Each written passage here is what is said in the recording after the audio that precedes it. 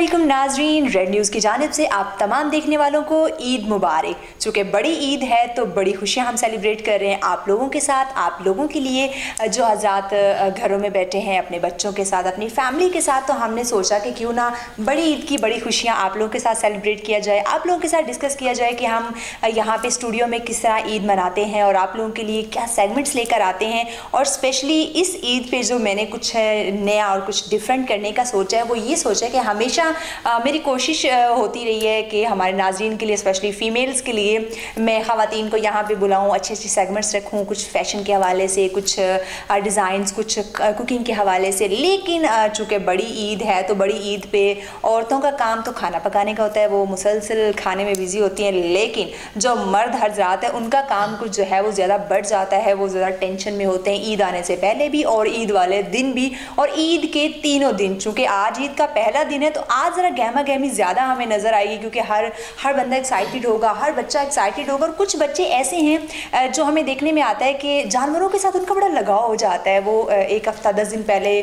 कुर्बानी का जानवर हम घर ले आते हैं तो बच्चे बड़ा उसके साथ खेलते हैं, दोस्ती कर लेते हैं उसके साथ। तो जब कुर्बानी का वक्त आता है, वो जानवर को ले जाते हैं ज़िबा करने के लिए, तो बच्चे बड़े गमज़दा हो जाते हैं। उनका दिल नहीं कर रहा था कि वो एक जो उनका कुछ ही दिनों में दोस्त बन गया वो उनसे अलग हो। लेकिन ये भी एक ऐसा एक त्यौहार है, ऐसी कंडीशन हमें नज़र आती है कि ना चाहते हुए भी ना थोड़ा सा दिल को खिंच पड़ती है। एक ऐसी कुदरती चीज़ है ये।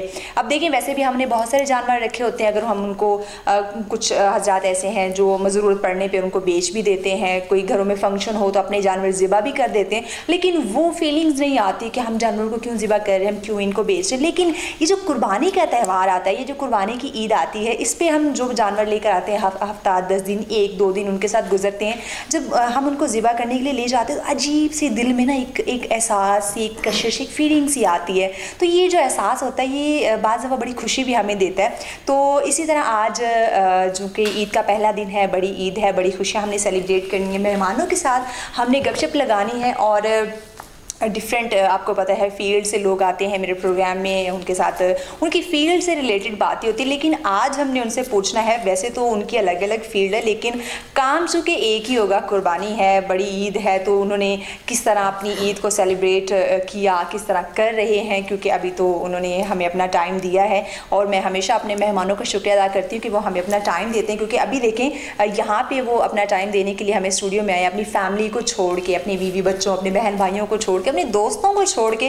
क्योंकि बड़ी ईद पे अक्सर मेल हजरात जो है वो बिज़ी क्यों होते हैं, एक कुर्बानी में बिज़ी, उसके बाद दोस्त आ रहे हैं, बारबेक्यू हो रहा है और बस खाने पक रहे हैं। और जो ख़वातीन हैं घर में उनकी तो खैर नहीं है, भाई ये खाना बना दो, ये डिश बना दो, ये बारबेक्यू कर दो, बस वो तो किचन में मसरूफ़ है पकाने में। शुक्र है हम यहाँ पे बैठे हुए हैं आप लोगों के साथ बातें करने में।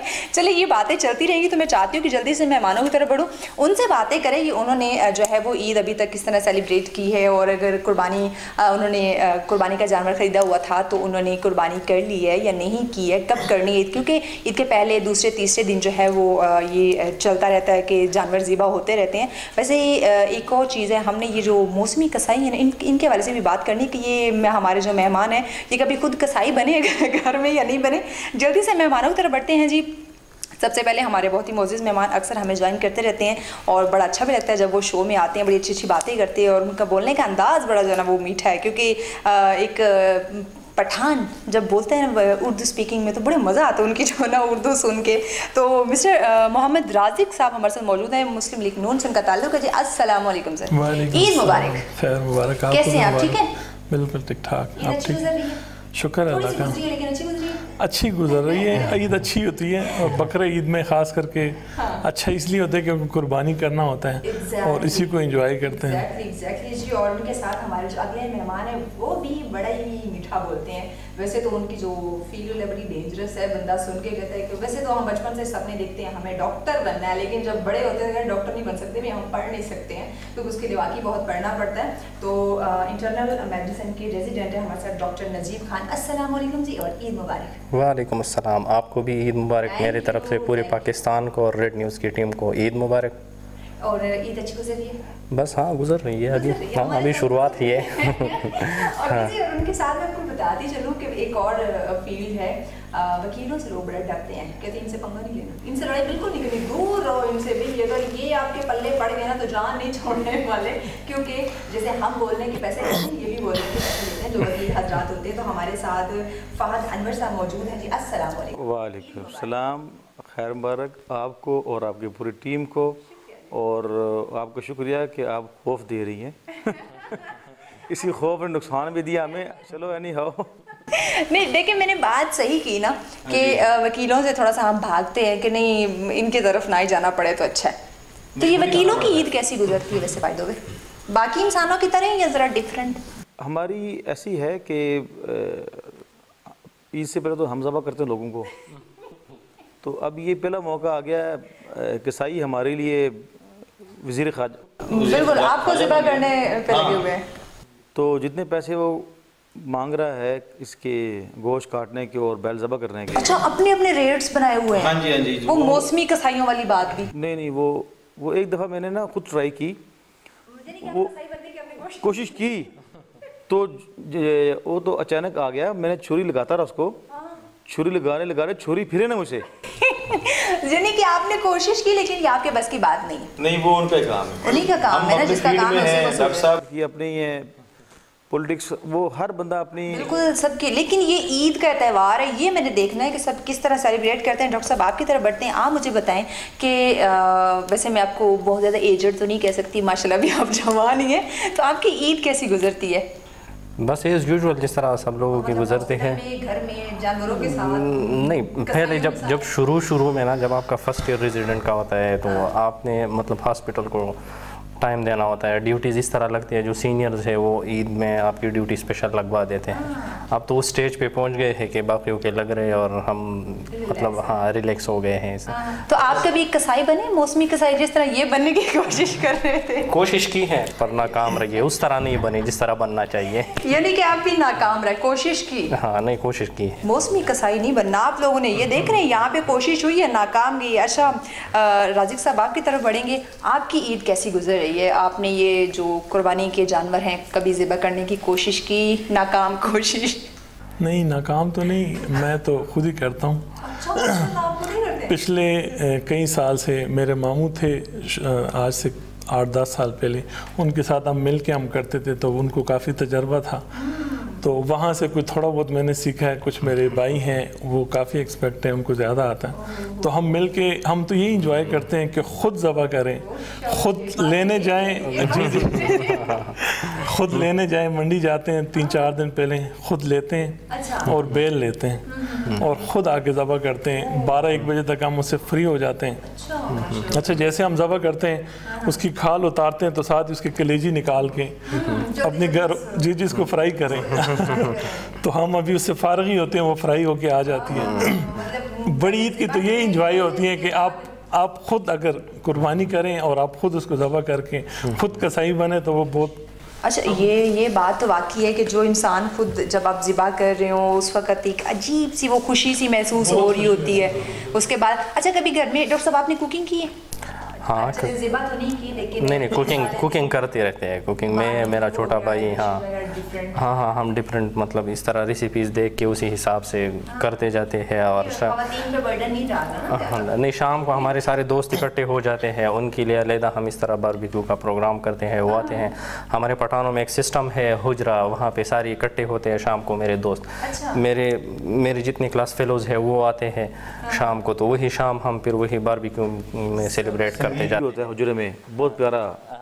हाँ, मैं चाहता हूँ, मेरे बड़े पठान दोस्त हैं, स्वाबी मर्दान, मैं तो बहुत संगीत भी होता हल्का सा, रवायती संगीत रवायती जो सकाफती है, ट्रेडिशनल्स है, ऐसा नहीं कि कोई उछल कूद वाला। नहीं, इनका जो ट्रेडिशनल है वो बड़ा मज़े का, सुकून वाला है, बड़ा एक माहौल क्रिएट कर देता है। माहौल क्रिएट होगा फिर नस्वार चलेगी। ये बात आपने जो कर दी, इस पर मैं बड़ी लंबी बहस कर सकती थी लेकिन मैं नहीं करूँगी। ईद का मौका है जी, इस तरह हम मेहमानों से और भी जानेंगे इनके अंदर की बातें कि वैसे तो माशाल्लाह तीनों अपनी फील्ड में माहिर हैं, अपने अपने काम में माशाल्लाह इनका नाम है, लेकिन ईद वाले दिन इनके क्या हाल होते हैं वो हम जो है ना साथ साथ आपको बताते रहेंगे। लेकिन अभी वक्त हुआ है छोटी सी ब्रेक का, कहीं मत जाइएगा, देखते रहें बड़ी ईद की बड़ी खुशियाँ।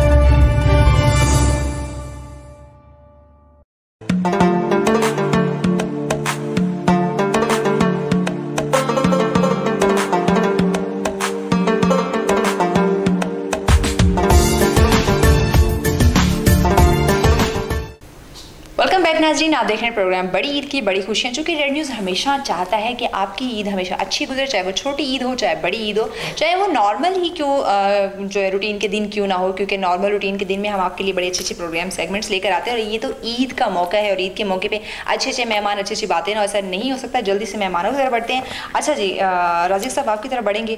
चूँकि बात हो रही थी खाने पकाने की, तो आपसे मैंने नहीं पूछा था कि ये घर में आप कुकिंग करते हैं?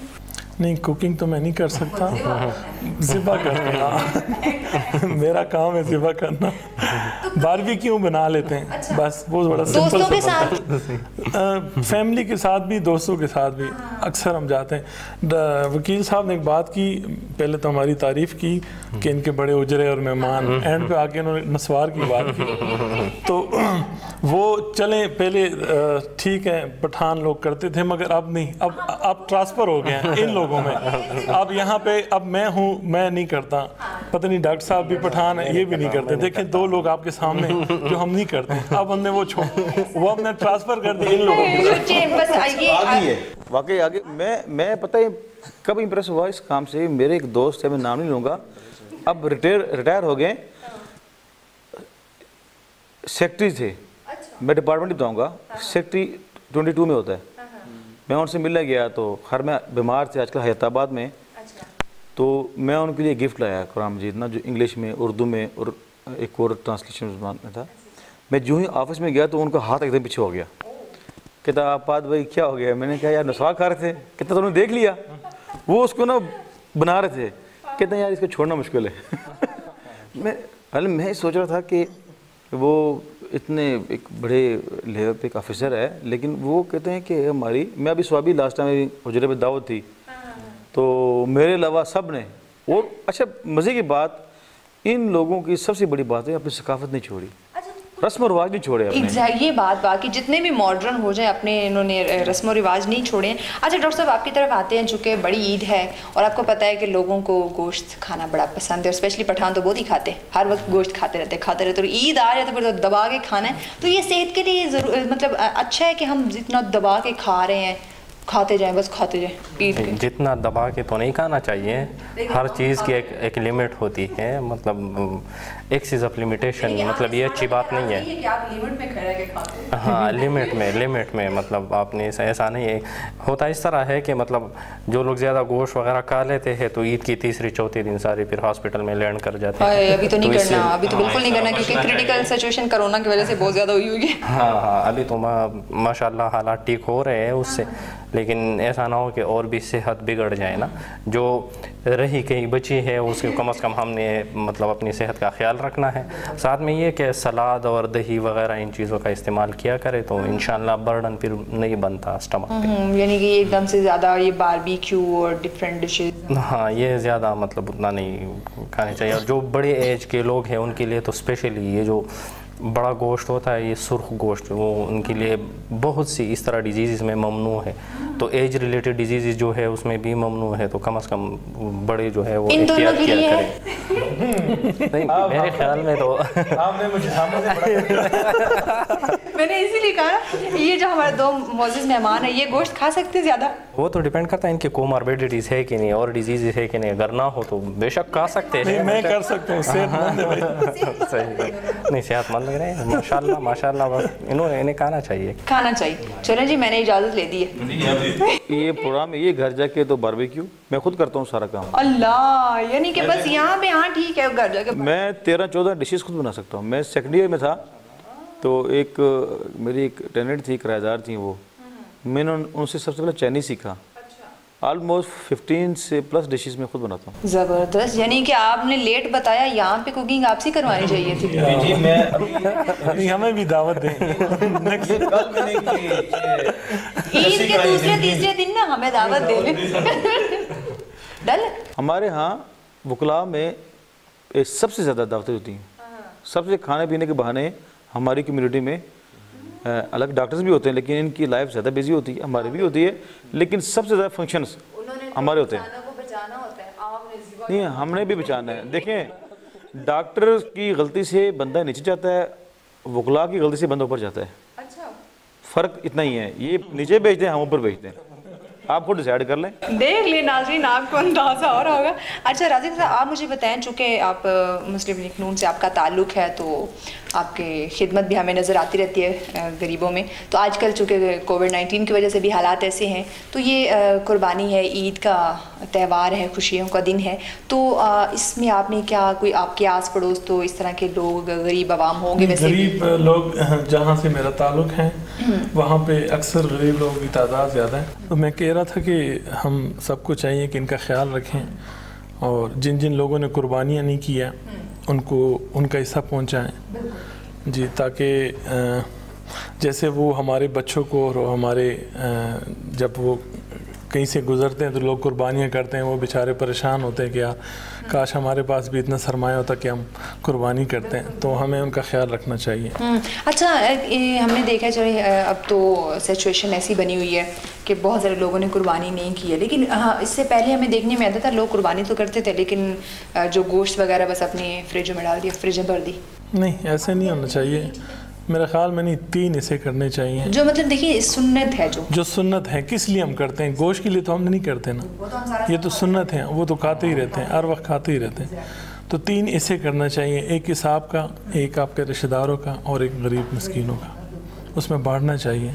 थोड़ा पूछा जाएगा। मैं ऐड करता हूँ, अपनी अपनी तहकीक है, 3 हिस्से उसूल सलासा के ऊपर आते हैं, नहीं भी आते। आपको एक बताऊँ, नेकी कोई भी हो, गोश्त की हो या सदक़े की माल की हो, ये सबसे अव्वलीन हक़ होता है आपके करीबी, जो आपके, चाहे आपके बहन भाई हों, आपके रिश्तेदार, आपका सगा भाई, आपके कोई बहन कमज़ोर है या कोई चाचा का बेटा आपके साथ रहते हैं, आप गोश्त देने चले गए चौथी गली में, वो नेकी आप अपने को देंगे तो आपको ज़्यादा अजर मिलेगा, दूर वाले को देंगे तो कम अजर मिलेगा। सबसे पहला ख्याल आप अपने देखें, क्लोज में हम अपनी दोस्ती निभाने के लिए 20 किलोमीटर दूर गोश्त भेज देते हैं। यही होता है, एक शहर से दूसरे शहर तक पहुंच जाएंगे। कोई चाचा का बेटा है, कोई मामू का बेटा है या कोई अपने बहन भाई कमज़ोर हैं, सबसे पहला दीन, जो बहुत लोगों को नहीं पता इस बात का, दीन ये कहता है कि सबसे पहले आप अपने रिश्तेदारों को दें। अगर आपका गुंजाइश है तो फिर जाके बाहर दें। रिश्तेदार भूखा हो, बाहर वाले, बाहर बेशक जितना मर्जी गरीब हो, आप अपने पहले बहन भाइयों, अपने नानके में, अपने दादके में, नज़दीक करीब देखें, यहाँ से फारग हों फिर आगे जाएं। बाकी भी ये ऐसी होना चाहिए कि पहले आप अपने आस पड़ोस, अपने रिश्तेदारों में देखें कि किस किस को ज़रूरत है, किस किसी ने कुर्बानी नहीं की है, उनके घरों में गोश्त पहुंचाए। चले, थोड़ी सी सीरियस बातें होनी भी चाहिए थी वैसे, ताकि आप लोग भी जान सकें कि सारा गोश्त अपने फ्रिजों में नहीं डालना है, अपने आस पड़ोस को, रिश्तेदारों को भी देना है। लेकिन अभी वक्त हुआ छोटी सी ब्रेक का, कहीं मजा आएगा, देखते हैं बड़ी ईद की बड़ी खुशियाँ।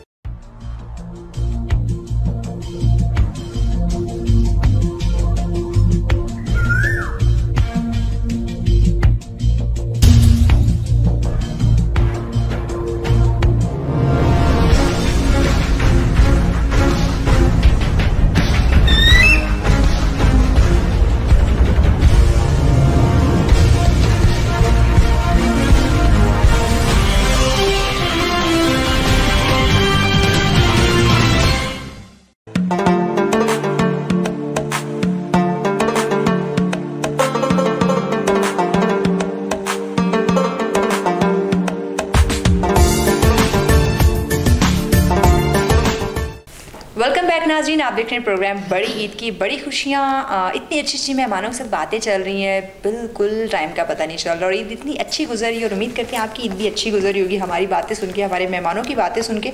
तो मेहमानों की तरफ बढ़ते हैं। डॉक्टर साहब, सबसे पहले मैं आपकी तरफ आऊँगी क्योंकि सेहत बहुत ज़रूरी चीज़ है, बहुत ही ज़रूरी चीज़ है, और हम इन दिनों अपनी बिल्कुल सेहत का ख्याल नहीं रख रहे। कोविड-19 की वजह से भी आपको पता है कि हालात कुछ ऐसे बने हुए हैं कि घरों में हम उस तरह अपने आप की केयर नहीं कर पा रहे हैं। लेकिन अब चूँकि ईद है, कुर्बानी लोग कर रहे हैं, बाहर निकल रहे हैं घूमने फिरने, सेहत का ख्याल डेफिनेटली थोड़ा सा कम ही रखेंगे, तो आप क्या इस हवाले से इस मौके पे उनको सजेस्ट करते हैं कि किस तरह वो अगर बाहर निकल भी रहे हैं तो कैसे अपनी हिफाजत करें? अगर वो एक दूसरे के यहाँ मेहमान नवाजी चूँकि बहुत ज़्यादा होती है आप लोगों में भी और पंजाबियों में भी, तो आप किस तरह उनको कैसे जो है क्या मशवरा देंगे कि वो अपनी हिफाजत कर सकें?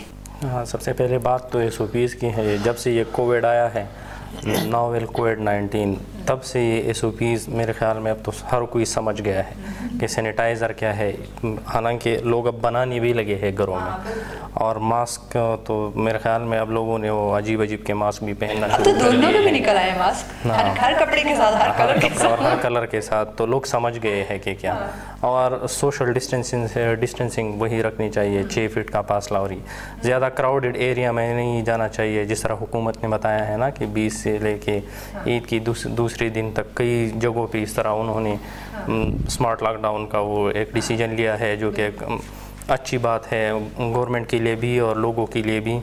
और ये कुर्बानी का ईद है, एहसार है। तो सबसे पहले तो यही है कि मतलब आप जितना डिस्टेंस रखोगे, जितना अपने आप को प्रोटेक्ट करोगे और दूसरों को प्रोटेक्ट करोगे, तो ये सबसे बड़ी कुर्बानी है मेरे ख्याल में। ये तो है, लेकिन आप क्या कहना चाह रहे हैं कि हम रिश्तेदारों के जहाँ जाना छोड़ दें? नहीं, जाया करे लेकिन हाल बड़ा होना चाहिए, घर में बड़ा सा हॉल, डिस्टेंस होना चाहिए, ठीक है, हाँ, वही मास्क लगाना चाहिए। बस ये सोफे के लिए ना लंबी लाइनें लगा दें हम लोग घरों में, बस वही सोशल डिस्टेंसिंग, वही बाकी खुशियाँ वगैरह ये मनाते रहे। ईद जो है वो खुशियों का दिन देखिए है। ईद का मौका है, ये मेरे ख्याल से ये छोटी ईद और ये जो बड़ी ईद है, ये ऐसी हमारी लाइफ में, सबकी आपकी लाइफ में भी फर्स्ट टाइम हुआ होगा कि एक इस तरह अजीब सी वो सिचुएशन में गुजर रही है, अपने अजीज़ व अक़ारिब से दूर रह के हम मिल नहीं सकते और डिस्टेंस पे रहना है, घरों में जा नहीं सकते। देखिए ये तो पेंडेमिक है ना, अब पूरी दुनिया पे ये हो गया है। इससे पहले भी बाज़ इलाकों में, बाज़ जगहों पे एंडेमिक सिचुएशंस आई है। एंडेमिक होता है एक लोकल, एक एरिया तक महदूद रहता है। जिस तरह सऊदीया में फ़्लू आया था कई दिनों में, पाकिस्तान में भी कई एरिया में, या चाइना को देख, स्वाइन फ्लू, ये सारे फ्लूज़, H1N1 जितनी भी फ़्लू के अक़साम है ना, वहाँ पे आते रहे हैं, लेकिन ये एंडेमिक सूरत में। तो एंडेमिक सूरत में उन्होंने जिस तरह कंट्रोल किया था, या SOPs वाला, वही सिस्टम अब वर्ल्ड वाइड हम यूज़ कर रहे हैं। तो पेंडेमिक है। अच्छा, अब इस पेंडेमिक में वही आप अब देख लो ना, हर्ड एक इम्यूनिटी होती है, हर्ड इम्यूनिटी हम उसे कहते हैं। इम्यूनिटी तकरीबन क्रिएट हो गई है बहुत से मुल्कों में, लेकिन हर एक गवर्नमेंट डरता इस वजह से है कि कोई स्पाइक ना आए डिज़ीज़ का।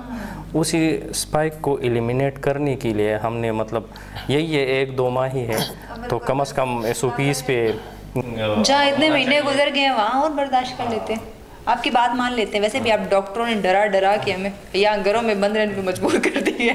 अच्छा जी, ये तो थोड़ा सी सीरियस बात मैंने आप नाज़रीन के लिए इसलिए डॉक्टर साहब से पूछी कि आप लोग ज़रा ख्याल रख सकें कि ठीक है ईद का मौका है, बच्चों को बाहर लेके जाना चाहिए, फैमिली की तरफ जाना चाहिए, अपने रिश्तेदारों की तरफ, लेकिन ख्याल रखना है, आपने अपनी सेहत को नहीं भूलना, वो सबसे ज़्यादा ज़रूरी है। तो अब ज़रा आते हैं इनके ऊपर कि कितना इनको ईद मनाने का शौक़ है। राज़िक साहब आपकी तरफ आएँगे। ईद के मौके पर आप जब दोस्त इकट्ठे होते हैं तो कोई हल्ला गुल्ला, कोई सॉन्ग, म्यूज़िक, कोई इस तरह की मस्ती होती है? नहीं, म्यूज़िक वगैरह तो जब हम शहर से बाहर जाते हैं, कहीं इकट्ठे होते हैं, तो फिर ये चीज़ें चलती हैं, सुनते हैं। हाँ, गुनगुनाते जब वो गा रहे होते हैं उसके साथ साथ गुनगुनाते हैं। जब आप दोस्तों के साथ जा रहे होते हैं? दोस्तों की, मुझे तो ईद के मौके पे जब दोस्तों के साथ जा रहे हैं, अक्सर मुझे तो ख़ुद नुसरत फ़तेह अली ख़ान की म्यूज़िक बहुत अच्छी लगती है। मैं अक्सर वो सुनता हूँ, उनकी कवालियाँ बहुत ज़्यादा सुनता हूँ। और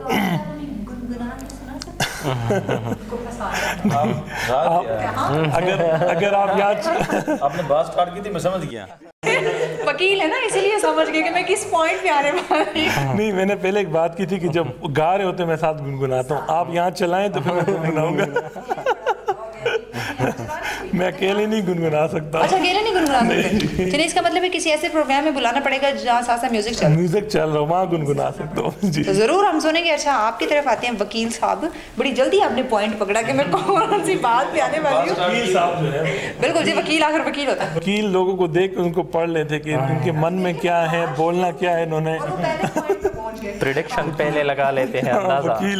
वो अंदाज़ा से ही ना, मेरे एक क्लाइंट थे लाहौर से, डॉक्टर साहब थे, बहुत सीनियर डॉक्टर थे, इस्लामाबाद में उनकी BBA लगी। तो हमें ना, क्योंकि मैं खुद जुडिशरी में भी रहा हूँ, तो मुझे आइडिया हो जाता है कि अभी बॉडी लैंग्वेज क्या है जज की ना।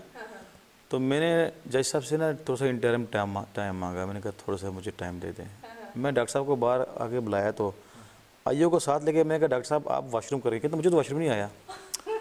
मैंने उसको इशारा करना था कि तू भाग जा, क्योंकि वो डॉक्टर ये जो आजकल यंग डॉक्टर तो थोड़े शरारती हैं लेकिन सीनियर जो है ना, वो ये बड़ी इज्जत से, वो डर लगता है कि हथकड़ी लगेगी, ये बड़ी बेइज्जती हो जाएगी, एम्बेरस हो जाता है बंदा। तो मैंने ना उनको फिर चलते चलते मैसेज कर दिया। मैंने कहा डॉक्टर साहब ना, ये आपकी बेलियों नहीं, भाग जाए के बाद मुझे कितने कैसे आइडिया हो गया। मैंने कहा मुझे ना बॉडी लैंग्वेज से पता लग गया था। तो मुझे अच्छा नहीं लगता कि एक रिस्पेक्टेबल प्रोफेशन है, मैं इससे ज़्यादा उलमा है, लेकिन उनका भी हाल आजकल बुरा है, लेकिन डॉक्टर्स का प्रोफेशन जो है बहुत ही रिस्पेक्टेबल है। कमा आप जितनी तारीफ़ करें। कुछ दिसंबर में हमारे कुछ ऐसे मामला हो गए थे लाहौर में, लेकिन कोई नहीं, ये सगे भाइयों में भी लड़ाई होती है ना, तो कोई मसला नहीं, लेकिन इससे ज़्यादा रिस्पेक्टेबल प्रोफेशन कोई नहीं है। बहुत बाइज़्ज़त प्रोफेशन है। अल्लाह ताला इनको अजर दे इस हालात में।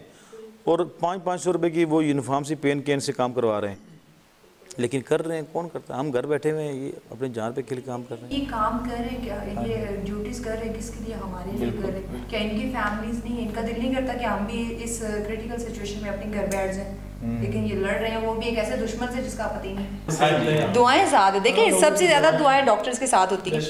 हर आने वाला इनको दुआ देता है, जो सेहत याब होके जाता है, आ रहा होता है, दुआएं। इस ईद को तो हमने गुस्से से खाना है, क्योंकि हम 4-5 माह ख्वारी काटी है, तो क्योंकि अभी हमें भूख भी लगी है, क्योंकि सुबह का नाश्ता नहीं किया हमने।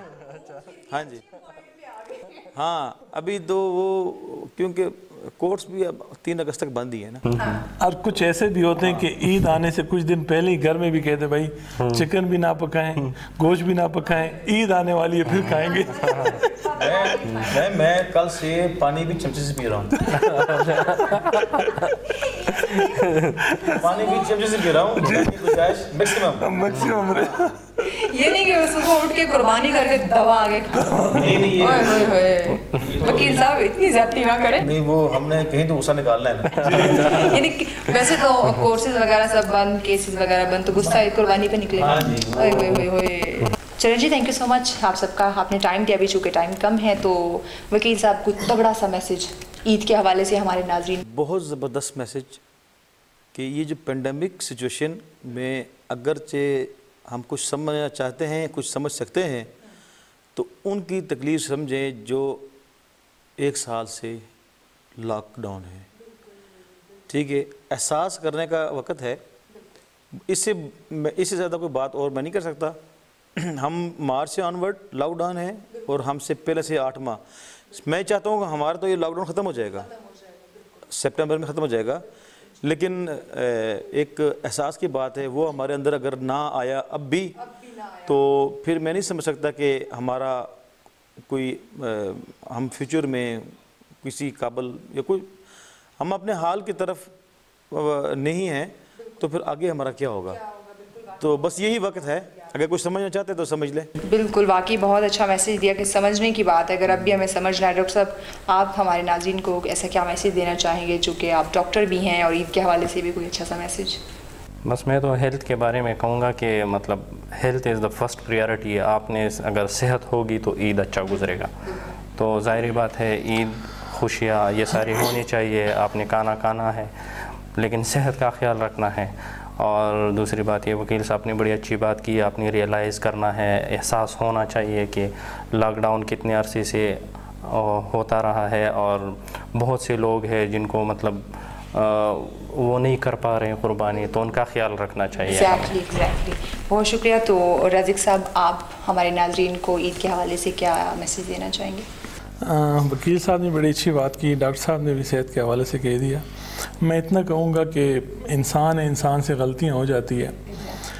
जो भी आपसे नाराज़ हैं, आप जाके ईद का मौका है, उसको जाके राज़ी करें, उससे माफ़ी मांगे, इससे आपका वक़ार बढ़ेगा, कम नहीं होगा। एक दूसरे को माफ़ कर। चलिए जी, आप तीनों मेहमानों का बहुत शुक्रिया, थैंक यू सो मच, और एक दफ़ा फिर से ईद मुबारक। जी नाज़रीन, तो उम्मीद करते हैं आपको आज का शो बहुत अच्छा लगा होगा, क्योंकि हमारे जो मोअज़्ज़िज़ मेहमान हैं वैसे तो अपनी अपनी फील्ड में माहिर हैं, लेकिन ईद का देखें मौका है तो तीनों जो हमारे मेहमान हैं उनकी ईद एक ही जैसी गुजर रही है, अपनी फैमिली के साथ, अपने फ्रेंड्स के साथ कुर्बानी करते हुए, घर में बारबेक्यू करते हुए। तो ये जो ईद की खुशियाँ हैं हमें मिलजुल के सेलिब्रेट करनी चाहिए। ये ऊंच नीच का जो फ़र्क है इसको भूल जाएं, क्योंकि देखिए ये फ़र्क हमने खुद बनाया है, तो इस फ़र्क को भूल के जब आप दूसरों को अपनी खुशियों में शरीक करते हैं, दूसरों को खुशियों में शामिल करते हैं, तो आपकी खुशियों का रंग दुबाला हो जाता है। तो जब आपकी खुशियों का रंग दुबाला होता है तो आपको जो एक सुकून मिलता है ना, वो अकेले उस खुशी को सेलिब्रेट करने में नहीं मिलता। तो हमेशा से मैं यही कहती आ रही हूँ कि आप अपनी खुशियों में दूसरों को ज़रूर शामिल किया करें। अब तक के लिए इतना ही, देखते रहें रेड न्यूज़। ईद मुबारक।